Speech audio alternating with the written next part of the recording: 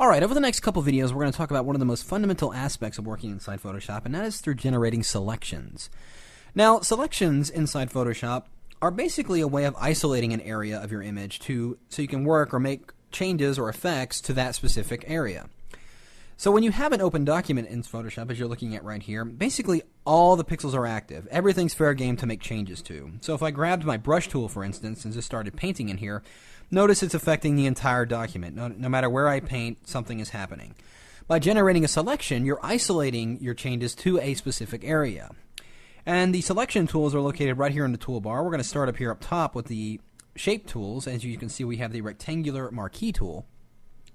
And if I just go in here to my document and just drag out, you'll notice that I can drag out a square or a rectangular just by freely dragging out this object. And when I release my mouse, it turns into what's known as the marching ants selection area. And what this allows me to do is work specifically in this area without affecting anything else in my image. So if I were to grab that paintbrush tool I was just using and clicked inside here and started painting, it will do the same thing, but when I go outside that area, you notice nothing happens. So it is isolating my changes only to the area I have selected. Now the other shape tool located inside there is of course the elliptical marquee tool. This allows us to generate rounded shape selections. And just by freely dragging, you can notice I get oval shapes, I can go into a more rounded shape. But if you want to constrain your selections to a very specific or a very perfect circle or a perfect square, you would simply add the shift key as you're drawing the selection. I'm going to hold down my shift key and just drag out this box, and you'll notice it gives me a perfect circle. Now once you've created a selection, if you take your cursor and move inside the selected area, you'll notice that it turns into a selection move tool, which if I click and drag, it'll allow me to reposition a selection over any specific area of the image. Now, when you're also using the shape tools to create selections, if you want to add to that area of the selection, or just even add another selected area in addition to the already existing selected area, you would simply add the shift key as well. So if I hold down my shift key and drag from inside this selected area into the outer area, you'll see that it does in fact add it to that selection. And just the same, if I go over here, let's take that square marquee tool and I'll position this right over here. If I want to add another square selection over here on the other side of the document, simply hold down that shift key and then drag out that box accordingly. So now we have two selected areas all within the same image. So if I take that brush tool, again, painting in the area that's not selected, nothing happens. But if I go into those selected areas at the same time, it will paint inside there. So, quick and easy way of using those tools to generate selections. Now another way, or when you want to deselect an area of the image, you notice that they just went away. The way you do that, let's go back in here and let's just draw out another square selection here.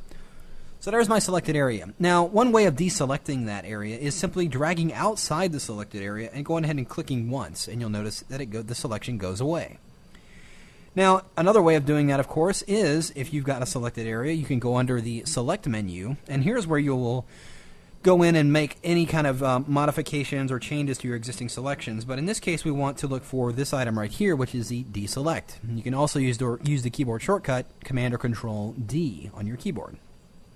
But by selecting that item, it does the same thing. It deselects that area and allows me to continue to move on.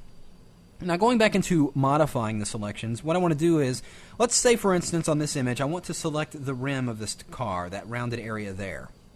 Well, if I go in here and grab that elliptical marquee tool and drag my box out, it doesn't get that area just perfectly. I can probably get close to the size, but it's not selecting that area like I want it to. Well, I need to make some changes to it. So let's go under that Select menu, and I'm going to go down here and grab the Transform selection. And it will give me these free transform frame here, which allows me to modify it. I can change the size up and down, left to right, or I can grab any of the corner handles and modify the shape overall. But I can also rotate the selection. You notice if I drag outside here, I get the little bent arrow, so now I can rotate that selection just a little bit and then reposition it to get it a little bit more accurate into that specific area. I can drag this out, rotate it a little bit more, maybe squeeze that area in a little bit. And once I press enter, my selection is still active, but now it is more isolated to that specific area of the image, meaning I can make whatever changes I want to now. I can make corrections, I can even isolate this selection to its own layer, whatever I need to do. Now, those are the basic shape tools. Now, another selection tool is right beneath here, and these are known as the lasso tools. And I'm just going to go into a blank document here just to demonstrate these. The lasso tools allow you to basically freely draw, or basically freehand draw your selections. The basic lasso tool, of course, if you just take this and I just drag inside my document and just draw a shape, when I get to the end, no matter where I'm at, it's going to automatically close out that selection. So there is my currently active selection. So it allows you to draw around very odd shapes or abstract shapes just in a freehand style, or even just for certain effects you want to achieve, you can just freehand draw that. The next tool under that is known as the polygonal lasso tool. And this, what it does is allows you to basically freehand draw, but it also gives you straight edges on your selections. I'm going to jump over to another document here, and let's say I wanted to select this stop sign and isolate it.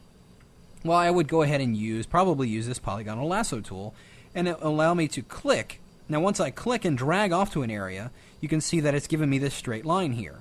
And I can just move to the next position I want it to be, and I'll click again. And we'll just go around to each corner of this sign, and you'll notice that it's leaving that those lines in there. And once I get to the end, where my starting point is, you'll see the cursor change into a little circle there. And that's telling me that I'm about to close out this selection. It's going to become active. So once I click, you'll see now that selection is currently active, and I can make any kind of changes I want to do inside of here. Now, let's say, for instance, that I've selected this area, but I've selected, right now, the stop sign itself is the active selection. Let's say I wanted to invert that selection. I want the outer area to be selected and not necessarily the sign itself. Well, it's simply a matter of going under the Select menu and choosing this item here, Inverse Selection.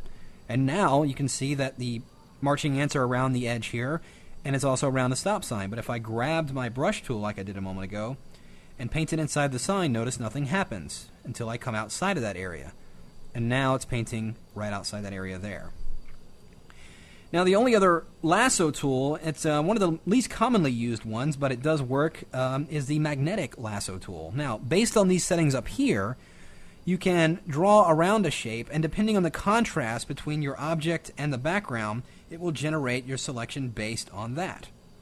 So it's a quick and easy way of just drawing a selection when you have a high contrast subject against a background. And you'll notice it does the very same thing.